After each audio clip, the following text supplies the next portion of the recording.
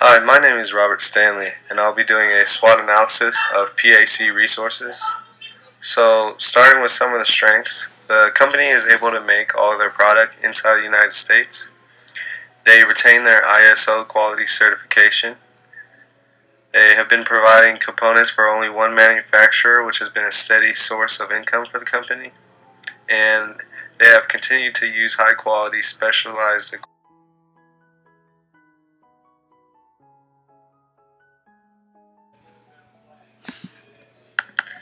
Some of their weaknesses are that although selling to one manufacturer provides a big source of income, it is risky to rely so heavily on that one company. PAC has only a small customer base throughout the United States and Asia. And also, due to employee unrest period 3 years ago, the employees still feel skeptical about the management.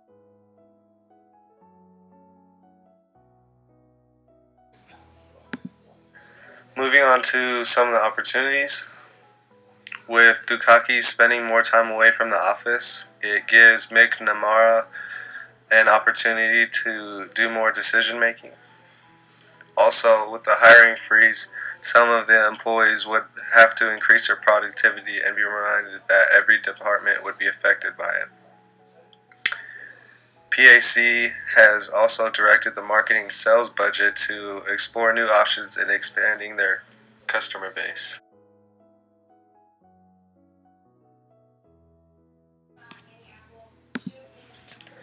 Some of the threats include the employee unrest concerns that still may remain in the company. By giving McNamara the opportunity to make the majority of the decisions, there could be controversy if he and Dukakis are not on the same page with the decision making. Although there has been interest in expanding the customer base, there has still not been any solid agreements with any other country.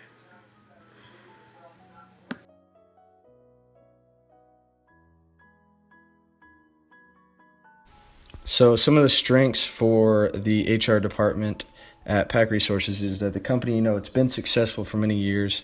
It's been steadily growing and, making a profit throughout since it began. One thing that I think is a major strength that it has now is it's got a new HR director in Ben Trudeau, and, taking out the old Harris, who was seen as, cynical and picking favorites and bringing in some new blood, I think is really strong for the company. Additionally, in place already there, they already have a merit bonus system that I think Trudeau needs to tweak and bring more equality to, which I think he will. And the new management style, Trudeau focuses more on encouragement and responsibility better than Harris's, who was just scrutinizing and was really hard on employees. Additionally, Trudeau is already a well-established manager, so he kind of knows what he's doing, even though he hasn't been there that long. But he's seen as a really upbeat guy. You can really talk to him, and he.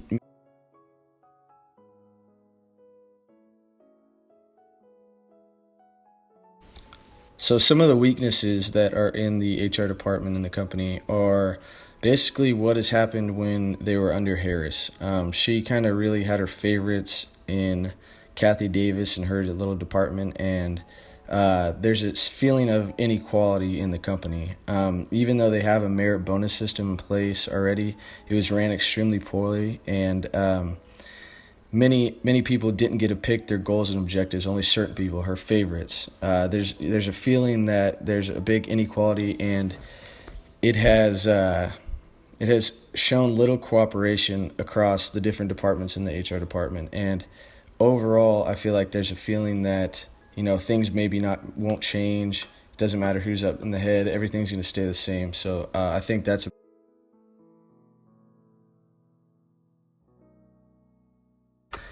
So for the opportunity for the HR department, I think there's a lot of opportunity with the new manager and Truden at the reins of the HR department.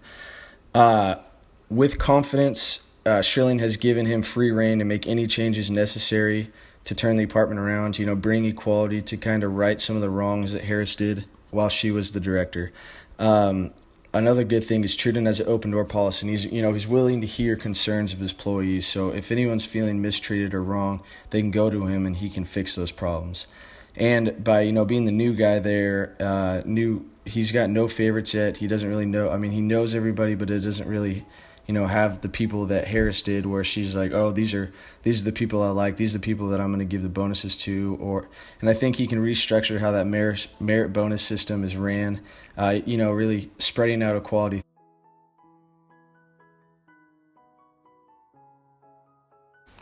So for the threats for the HR department, in the possible future, there might be sales loss in the company, and each department is going to be under heavy scrutiny, which might be a big culture shock to employees of the company, seeing that each year the company's been steadily growing and making steady profits. So now each department's going to be under watchful eye to make sure everyone's doing their job exactly right and no corners are cut.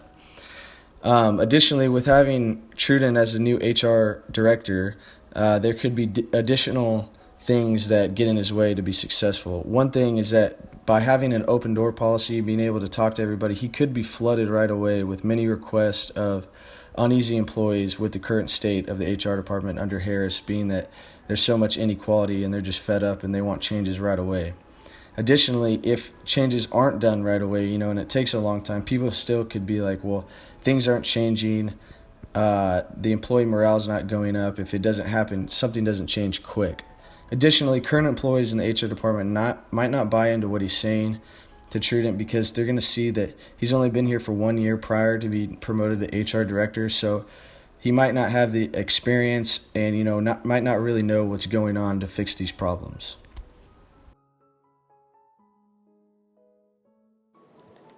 Step 3. Address.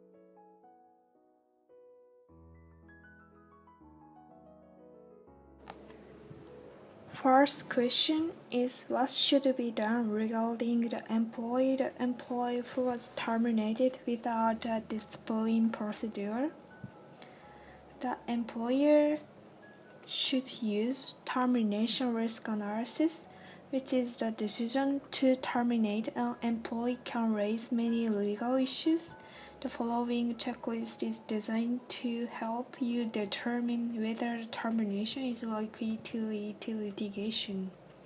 While there is no way to guarantee that an employee will not sue, using this risk analysis checklist can alert you to potential legal issues resulting in potential litigation.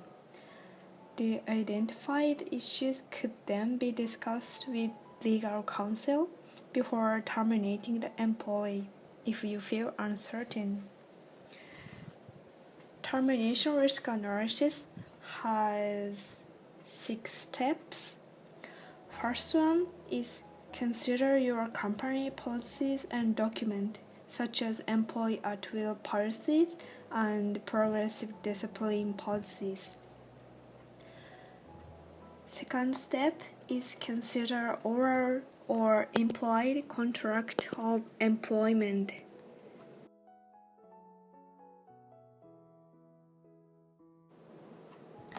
Step 3. Consider state or federal law protecting certain classes of employees. Step 4. Review the employee's personal file. Step 5. Consider the employee's eligibility for unemployment insurance. Final step is consider legal ramification of not terminating the employee.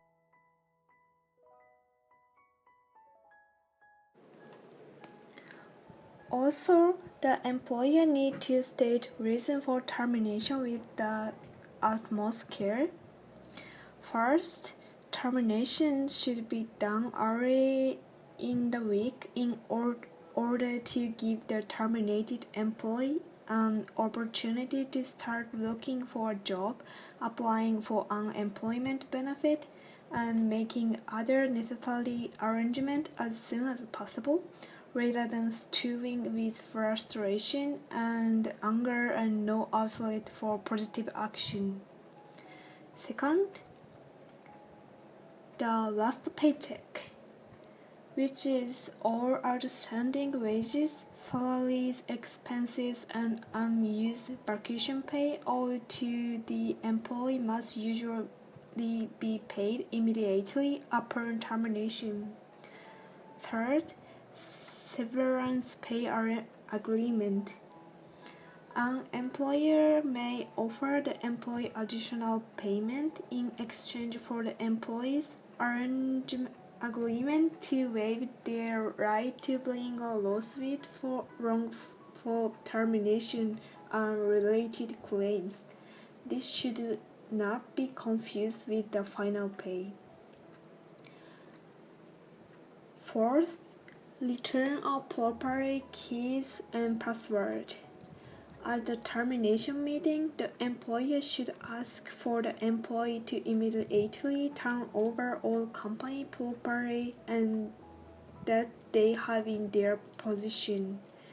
This includes key card, keys, and other devices used for employee access to the employee's premises, as well as any other company property that the employee has at their home or workstation.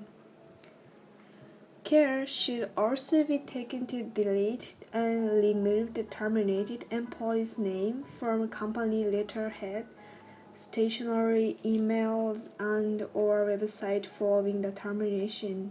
The company should also have the employee review all signed agreement from their time of hire to remind them you intend to enforce this agreement. Final, future references.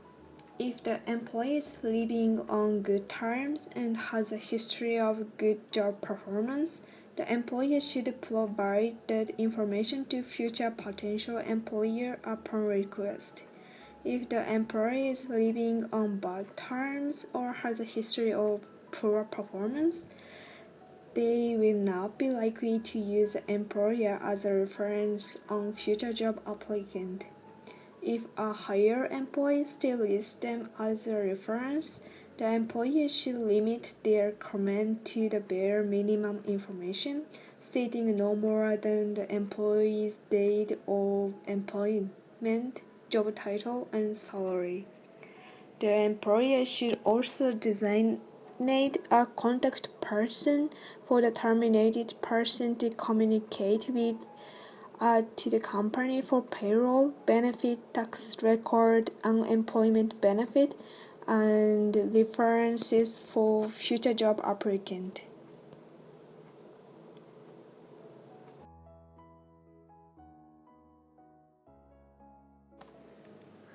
Third question is, how can PSU discourage unionization of employees without incurring issues of unfair labor practices?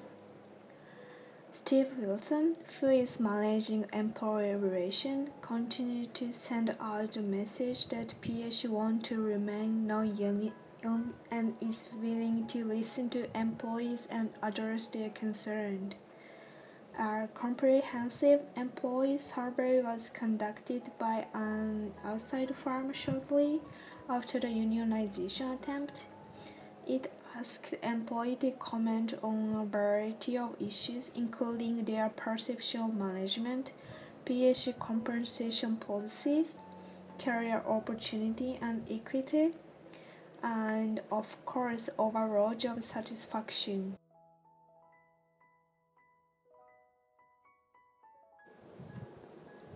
Some changes were made as a result of the survey, mostly enhanced communication efforts and not actual policy changes. Since compensation was an issue, more information was made available to employees regarding the compensation system.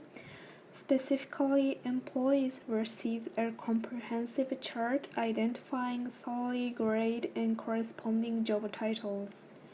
The compensation staff answered questions, the idea being that if people understood the compensable factors and the logic behind the system, they would perceive less inequity. Steve said compensation equity is always a bone of contention.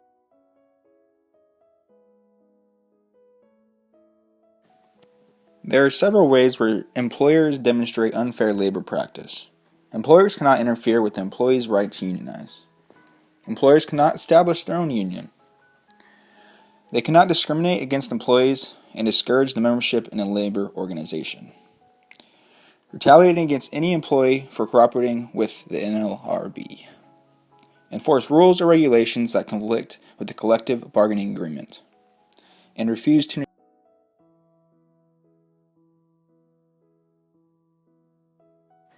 There are several instances of unfair labor practices at PAC. First, they were not listening to sexual harassment allegations. Second is the discouragement of union organization. Third is they stopped reimbursement for education of just some employees, not all. And then they also fired an employee without proper proof.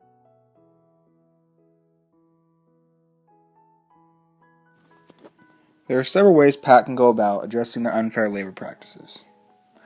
First, they need to address the current issue at hand by creating an effective action plan against sexual harassment.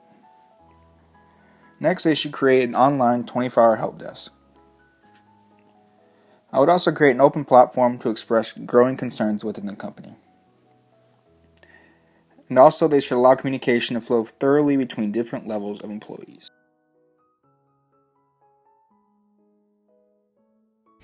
On aspects of management, the leader of employee involvement teams should pay attention to every member's capabilities, interests, and even his or her personal problem. And second, have an interim coach from which every member can at least know what their work is for and realize the significance. The team leader should illuminate specific value for each member. Third, it is indispensable to build a effective mentoring system where everyone could be supervised and reflect problems when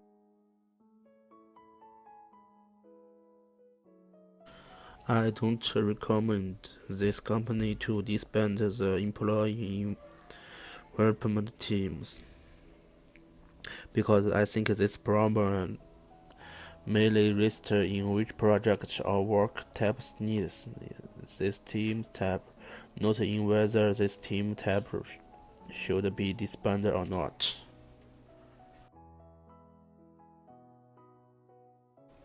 With development and business expansion, a company would have more order and concepts. One person for one project is getting hard in modern business management. In other words, teamwork is normally seen in a company. This is partly because of the complexity of projects and practice consideration of customer requests. Employee development teams can put a project into some different parts, each being managed by the most suitable staff of the team. This clear division of work can raise efficiency and guarantee individual responsibilities. If the team were disbanded, some staff may feel confused with what their next step job is and even doubt the value they can produce in this company. In the long run, layoff and unemployment rate would rise because of the disbandment. Possibly this result would not treat the company bad, but it will get staff nervous.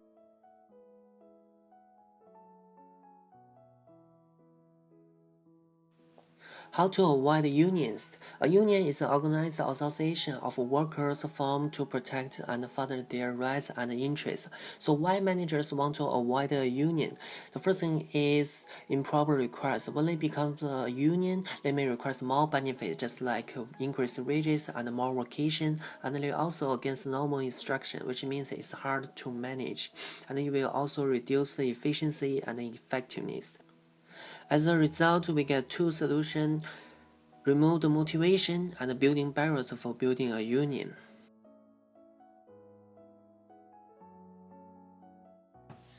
Removing motivations. The first thing is low wages. Under this situation, reward system is required. High performance should be paid high and low performance should be paid low. If a worker wants to get higher pay, they need to increase their performance. Unfair treated. As a manager, we need to know unfairness reduces performance significantly. Every employee should be treated fairly and has equal opportunity for promotion, no discrimination. If the reward system is not fair, no one will work hard. The workers need to know their hard working will be absolutely rewarded. Lack of care.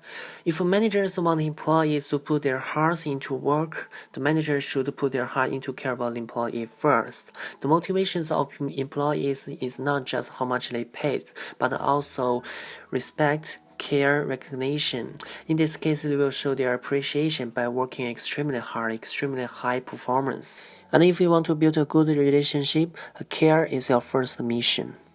Lack of communication. No communication, no understanding. Managers need to know what employees care about, what they complain about, what is the problem, so you can solve that problem. Communication is the foundation for everything. No communication,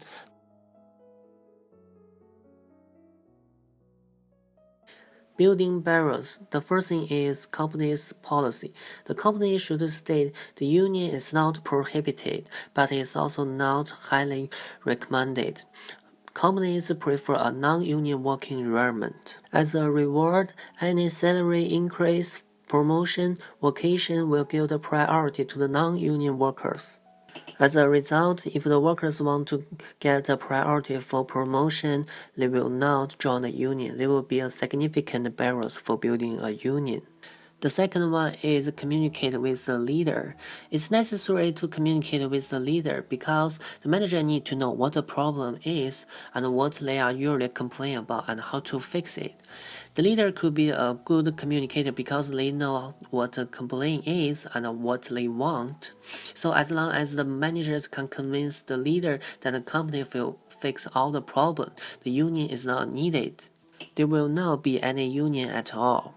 And then the leader will communicate with their followers that the company will fix all the problems. The union is not needed. The key point here is if you convince the leader, you convince the followers and the union.